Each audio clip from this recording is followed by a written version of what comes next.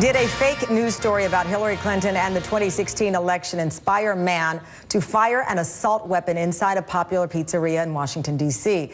No one was injured, but we're learning more today about why he chose that particular location. NBC's Hallie Jackson has the details. Armed with an assault rifle, police say Edgar Madison Welch sent terrified customers and employees scrambling on Sunday when he walked into the D.C. restaurant Comet Ping Pong and fired at least one shot into the floor. People who ran in from Comet Pizza said he had a weapon. Metropolitan Police Department arrived on the scene, immediately set up a perimeter. This image, taken by a witness, shows Welch surrounded by police with his hands behind his head. His demeanor was bizarre in that, if you come into a place to eat, you ask for a host or grab a seat at the bar. He didn't make any eye contact, didn't talk with anybody. The 28-year-old taken into custody. Police saying he told them he came to the establishment to self-investigate PIZZAGATE, a fake online conspiracy theory suggesting the local pizzeria was at the center of a child sex slave ring organized by Hillary Clinton and her former campaign manager, John Podesta. In an effort to crack down on fake news, Reddit banned the PIZZAGATE discussion thread on its site. You just think, people are very brave behind their keyboard. People are writing all these hateful messages, but you don't actually think that someone's going to do something about it. Since the fake story went viral, the owner of the D.C. pizzeria says he's received hundreds of death threats. What happened today demonstrates that promoting false and reckless conspiracy theories do come with consequences. And I hope that those that are involved with fanning these flames will take a moment to contemplate what happened here today and to stop right away. That was NBC's Hallie Jackson reporting. Edgar Madison Welch remains in police custody this morning. He's charged with an assault with a deadly weapon. Let me go to MSNBC's Jacob Soboroff. He's in L.A. He's been following this story for weeks and looking into this, the impact of these fake news stories. But Jacob, going to how this story went viral, as we like to say, and then it was picked up. We talk about Reddit, but it was picked up on other social media sites. All over the place, Tamron, using Twitter, using Facebook, and particularly Instagram. And in fact, it came back around in this story in particular with Mr. Alefantis, where his own Instagram page was used not only to perpetuate the fake news story and some of the images that were on his personal Instagram site, but then people came back to attack this gentleman on his Instagram, and he's taken it private since then.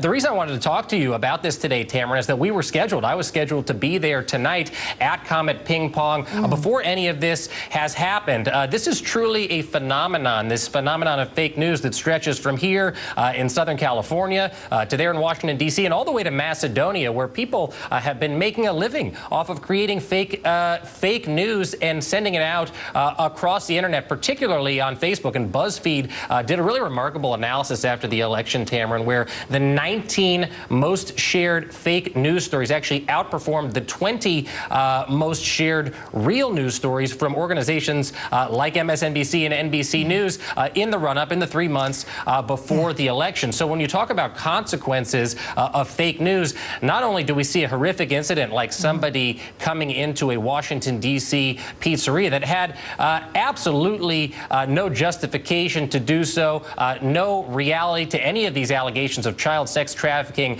or what have you, but many people say that this fake news may have very well influenced the election with stories like FBI agents committing murder-suicide over connections to Hillary Clinton. Again, completely false. And just looking at that owner say there are consequences to this.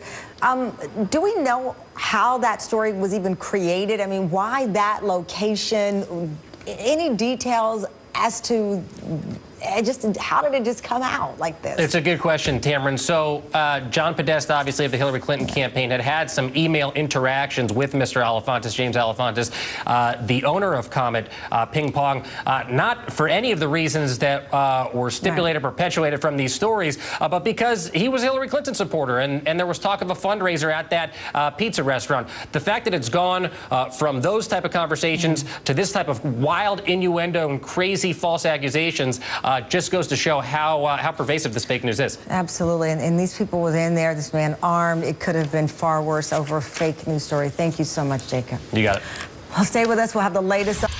We're following a disturbing twist in one of the wilder conspiracy theories that cropped up during the presidential campaign. At the very end, in fact, a fake story about Hillary Clinton, a child sex ring in a Washington, D.C. pizza restaurant. Our justice correspondent Pamela Brown is working the story for us. Pamela, prosecutors now say a gunman fired multiple shots inside that restaurant, crowded with a lot of people. That's right. Very disturbing. Well, police say he fired multiple rounds after pointing his rifle at an employee. No one was injured, but the armed confrontation shows the real-life consequences of online lies. The dramatic standoff captured in these photos began moments after this man, Edgar Madison Welch, armed with an AR-15 semi-automatic rifle and a handgun, walked into this popular D.C. pizza place. Police say firing multiple rounds. He was walking straight directly for the back room. A staff member, kind of looked at me and indicated that this was a gunman, and, we just swiftly made our way out to the exit and got out of there. Police quickly surrounded the building, coaxing Welch outside with his hands up. Tonight, he's charged with assault with a dangerous weapon. What may be more bizarre than Welch's alleged actions are what led him there. Police say the 28-year-old was on a mission to stop a crime that had never been committed. An outlandish allegation made months ago online that Hillary Clinton and her campaign chairman were running a child sex ring in the basement of the restaurant, Comic Ping Pong. The story has been repeatedly proven to be false by police and others. The restaurant doesn't even have a basement. And the story has been traced to a series of lies and fabrications which first circulated on underground internet message boards during the campaign, in part because the owner of the restaurant has donated to Democratic causes.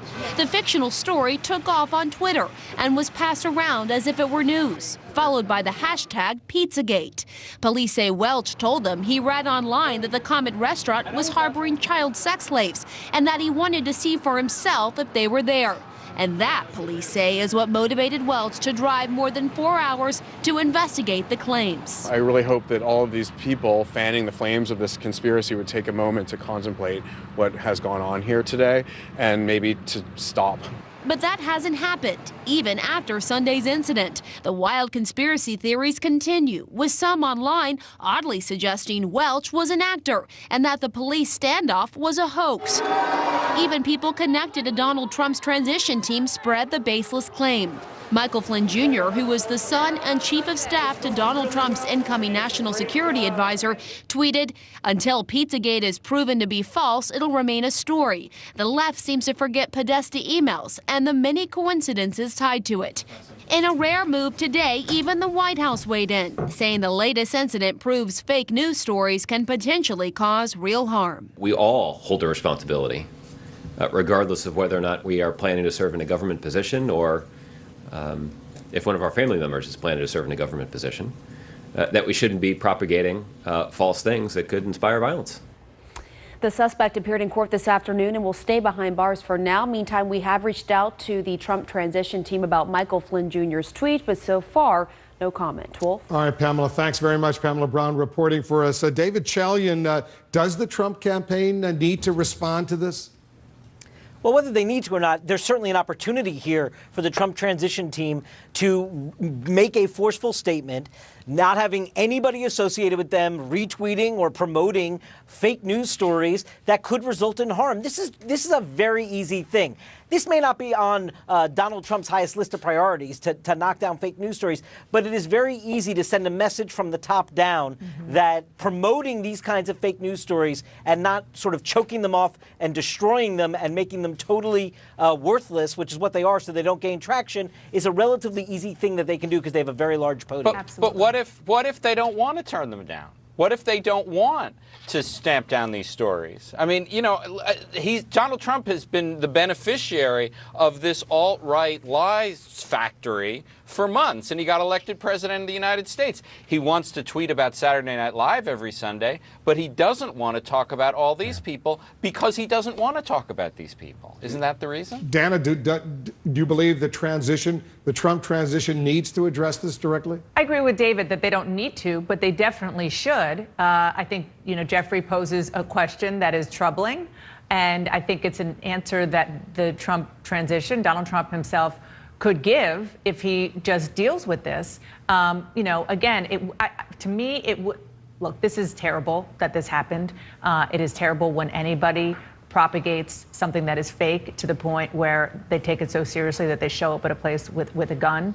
It is especially terrible when a guy who is not just the son of the next national security advisor, but the chief of staff to the next national security advisor, national security we're talking about, says that this may not be fake. I mean, come on. I think it's because of that there was a responsibility inside the Trump transition to say that it's wrong. If he didn't do that, the son, maybe Michael Flynn Jr., he does have a transition email, if you will. Do you think they need to respond? I think they should respond. I agree with what everybody said. The only thing I would add, you would think you wouldn't need to say this, but I think it's worth saying. It's that if this story were true, if Pizzagate were true, it's not true, but if it were true, it still would be no excuse for someone to show up at a pizza place with a gun. It's ludicrous. Jeffrey, is there a legal issue here spreading these fake stories, that a legal issue, a legal requirement, if you will, that has been crossed?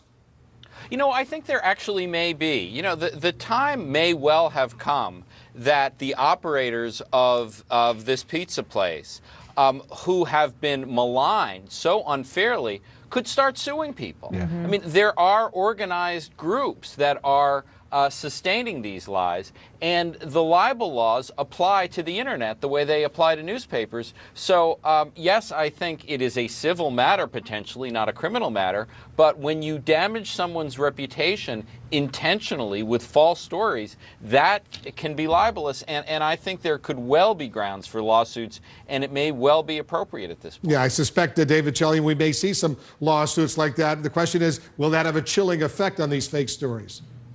Right. I mean, that's something we should watch as this proceeds. Clearly, the owner of that establishment has made clear that he doesn't want to back down from this fight in any way, so perhaps those lawsuits are forthcoming. All right, everybody stay with us. Don't go too far away. Just ahead, there's another important story we're following.